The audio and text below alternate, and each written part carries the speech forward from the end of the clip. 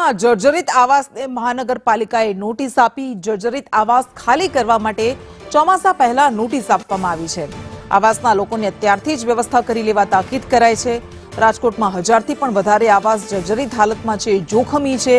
ગોકુલધામ, ધરમનગર સહિતના આવાસને નોટિસ આપવામાં આવી છે। તંત્ર દ્વારા મરામત નહીં કરે તો નળ જોડાણ કાપી નાખવાની પણ તૈયારી દર્શાવવામાં આવી છે। વધુ વિગત સાથે સંવાદદાતા મયુર સોની આપણી સાથે જોડાઈ ગયા છે। મયુર, જર્જરિત આવાસોને નોટિસ અપાઈ છે, શું અત્યારે કામગીરી થઈ રહી છે આ મામલે?